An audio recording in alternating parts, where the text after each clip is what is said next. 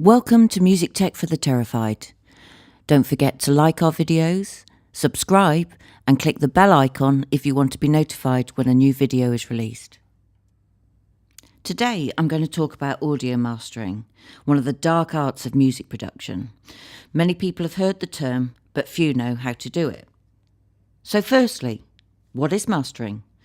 Well, mastering is a form of audio post-production and is the process used after mixing to turn the mix into the sound that will be heard on the finished media, so for example vinyl, CD, download or stream. After mastering, the sound should be fully and completely the way the listener will eventually hear it.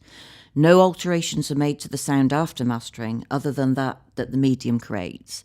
Mastering is also the term used to refer to the process of taking an audio mix and preparing it to be distributed. So why is mastering necessary? Well, in the early days of the recording process, recording, mixing and mastering were not three different processes. The recording was cut straight into a wax cylinder and was distributed and listened to as it was recorded. Mastering became necessary when recordings began being recorded onto magnetic tape and then being transferred onto different media, initially vinyl. It wasn't a creative process. It was needed to compensate for any weaknesses in the medium that the tracks would be listened to on, i.e. tape, vinyl, CD, download, and more recently, streaming. It was also needed to optimise the sound qualities and levels to match different tracks in terms of EQ and level so they fit well together on an album, and also to set the gaps between tracks and apply crossfades. Mastering wasn't expected to change the mix. The only changes were made to make sure that it could fit correctly on the limited dynamic range of vinyl and that record players could track correctly and not skip.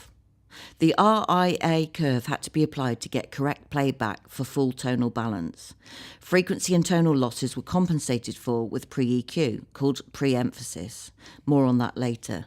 This anticipated the wear and loss that would occur when the finished records were played on home equipment.